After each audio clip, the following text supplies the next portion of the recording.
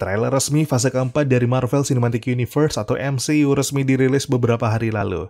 Dari cuplikan video itu, sejumlah film diperlihatkan, namun yang paling mendapat sorotan adalah Eternals. Ini merupakan keputusan menarik dari Marvel Studios mengingat figur Eternals ini tidak terlalu terkenal bahkan di antara pencinta komik sekalipun. Lalu apa yang membuat Eternal begitu spesial? Yuk, mari kita cari tahu.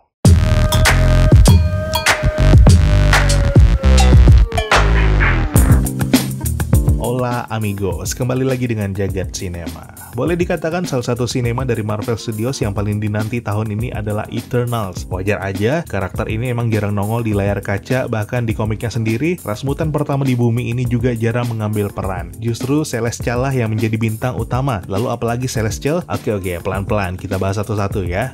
Sebelumnya kami menyebut Eternals menjadi salah satu ras kuno di bumi, dan itu memang benar. Mereka diciptakan sebelum manusia. Arsiteknya adalah Celestials. Dalam jagat Marvel, Celestials ini bagikan Tuhan. No offense ya guys. What are you exactly? I'm what's called a celestial, sweetheart. Celestial like a god? Small G, son. At least on the days I'm feeling humble as Drax. Oke, lanjut. Jadi merekalah yang menciptakan ras manusia dan Eternals. Semuanya berasal dari satu gen, yaitu Kra. Kisah penciptaan tersebut ada dalam komik The Eternals Volume 1 Issue 1 yang terbit pada 1976. Kedatangan para Celestials ke bumi terjadi jutaan tahun lalu. Fenomena ini disebut dengan host. Saat itu bumi belum ada manusia, hanya ada primata. Rekayasa genetika pun dilakukan terhadap kera-kera tersebut. Nah, sebenarnya eksperimen ini tak hanya dilakukan di bumi. Para Celestials juga melakukan di planet lain. Jumlah dari para Celestials ini ada 10, masing-masing punya tugas dan fungsinya. Mulai dari Arishem the Judge sebagai hakim, Jemaya the Analyzer sebagai penganalisis, Tevral the Surveyor sebagai penyurvey, Onek the Prober sebagai penyelidik pengumpul, One Above All sebagai leader atau pemimpin Celestials, Nizar the Calculator sebagai penghitung, Epson the Searcher sebagai pencari, dan Ziran the Tester sebagai penguji. Jika penasaran dengan wujud dari Celestials ini, kalian bisa melihatnya dalam adegan Guardians of the Galaxy yang tayang 2014 ketika Peter Quill dan kawan-kawan bertemu dengan The Collector. Perkiraan kami, sosok Celestials tersebut adalah Epson the Searcher. These carriers can use this stone to mow down entire civilizations like wheat in a field. Singkat cerita, hasil dari rekayasa genetika tersebut menghasilkan 3 ras utama, Deviant, Human atau manusia, dan Eternals. Masing-masing ciptaan ini punya karakteristiknya masing-masing. Disebutkan bila Deviant merupakan produk gagal dari Celestials karena berwajah buruk rupa, meski demikian mereka tetap dibiarkan hidup. Lantaran memiliki wajah seram, mereka bersembunyi di bawah permukaan bumi dan membangun peradaban canggih di sana. Rencana utamanya adalah menguasai bumi dan manusia. Usahanya sempat berhasil namun dihancurkan saat kedatangan Celestials untuk kedua kalinya atau host kedua. Kemudian ada pula manusia, merupakan spesies ciptaan seimbang, punya kapasitas untuk berkembang. Awal penciptaan mereka tak langsung menjadi manusia. Para Celestials justru membiarkan kera-kera ini berevolusi sendiri di atas bumi. Namun di dalam gen mereka sudah disuntikan serum khusus, nantinya akan aktif lantas membuat manusia ini memiliki kekuatan super. Biasa disebut dengan mutan. Namun ini pula yang biasanya memengaruhi fisik sang mutan. Contoh, mutan pertama di dunia bernama Ensa Bahnur dari Mesir atau Apocalypse pernah menjadi villain utama dalam X-Men Apocalypse yang tayang 2016.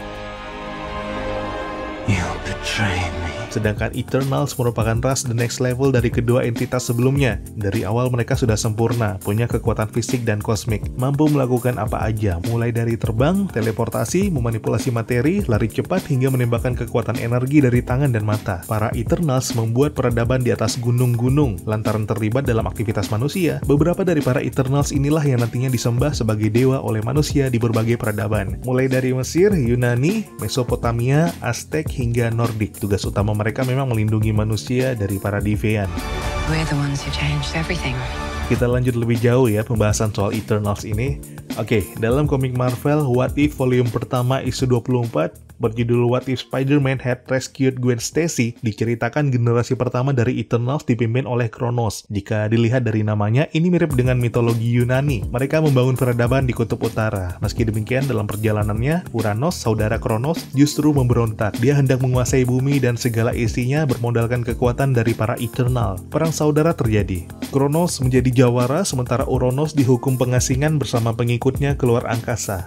Takdir berkata lain, mereka akhirnya terdampar di planet Uranus. Di sini, Uranus dan kawan-kawannya menemukan gudang senjata milik bangsa Kree. Lantaran hanya dijaga oleh robot Kree Sentry, para Eternals buangan ini berhasil menang. Semua peralatan canggih ini diboyong menuju bumi. Namun sayang, dalam perjalanannya mereka diserbu dan dimusnahkan oleh bangsa Kree. Setengah dari mereka pun lenyap dan menyatu dengan galaksi. Beruntung, Uranus selamat dan mendarat di salah satu bulan yang mengitari Saturnus. Bersama rekan-rekan yang selamat, di sini dia membangun peradaban baru bernama Titan, kemudian melupakan bumi. Ratusan tahun berlalu, perang kembali terjadi. Seluruh peradaban yang dibangun hancur.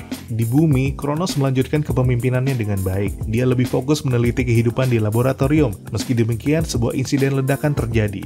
Peristiwa ini membuatnya menjadi makhluk kosmik, sementara Eternals yang lain mendapatkan efek berbeda, yakni nggak bisa menua alias abadi. Karena nggak bisa memimpin lagi, tahta ini diserahkan kepada dua putranya, Zuras dan Allers.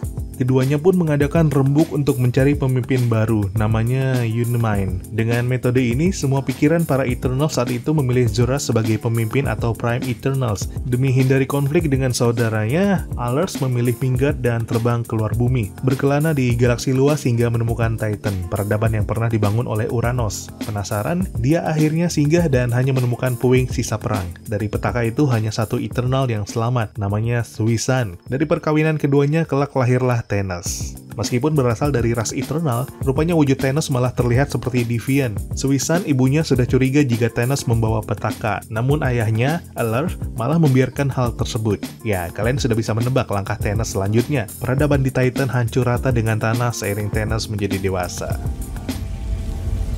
Titan was like most planets. And when we faced extinction, I offered a solution. Genocide. But random. Dispassionate fair to rich and poor alike. They called me a madman. Kembali dengan para Eternals di bumi di bawah kepemimpinan Zuras, Eternal generasi kedua makin maju membentuk peradaban. Mulai dari Olympia di pegunungan Yunani, Polaria di pegunungan Siberia, dan Oceania di Samudra Pasifik. Seperti sudah kami katakan sebelumnya, para Eternals ini kerap dianggap dewa. Nah, hal tersebut terjadi kepada Zuras. Dia sering dianggap sebagai Zeus, padahal dewa Zeus dalam jagat Marvel juga ada. Kedua entitas mistik sempat adu fisik, namun pada akhirnya bisa berdamai. Zuras enggan mencampuri urusan manusia kecuali berhubungan dengan Deviant. Sekian dekade berlanjut, para Celestials kembali datang ke bumi untuk keempat kalinya. Peristiwa ini dikisahkan dalam komik Thor terbitan 1966 issue 300. Ya, seperti biasa, kunjungan ini bertujuan untuk memastikan apakah manusia layak hidup atau tidak. Dewa Odin dari mitologi Nordik mencoba melawan dibantu dengan Eternals. Namun usaha itu gagal, padahal Odin sudah berpakaian lengkap dengan Destroyer Armor serta Odin Sword. Ini merupakan usaha yang kedua. Aksi pertama ketika host ketiga juga gagal, namun saat itu Odin gak sendiri, ada pula dewa lain seperti Zeus dan Wisnu, dewa dari India. Dalam pertempuran ini, gabungan Eternals lewat Unimind akhirnya menewaskan Zuras. Gak hanya itu, Odin juga demikian, sehingga tersisalah Thor. Dikeroyok 10 Celestials, sang dewa petir gak berdaya. Detik-detik nyawa Thor hendak dicabut, tiba-tiba Dewi Frigg menghalangi. Istri dari Odin ini kemudian menawarkan 12 anak manusia dengan pencapaian luar biasa di bumi. Tawaran itu diterima Celestials yang kemudian pergi dari bumi. Bumi selamat lagi. Setelah Zuras meninggal, populasi Eternals di bumi menurun. Mereka pun mengadakan ritual Unimind. Sebagian dari mereka memilih pergi keluar angkasa karena merasa nggak ada lagi yang bisa dilakukan di bumi. Maklum, sejumlah superhero dan mutan dari bangsa manusia semakin banyak, sehingga mereka nggak perlu khawatir lagi ketika Deviant menyerang. Peristiwa ini terjadi dalam komik Avengers 1963, isu nomor 247-248. Sepeninggal Zuras, Prime Eternal berpindah ke Thena, anak dari Zuras. Namun gak lama kemudian, Kursi berpindah ke Ikaris. Hal ini dikarenakan Thena menjalin cinta terlarang dengan bangsa Deviant bernama Crow. When you love something, you fight for it.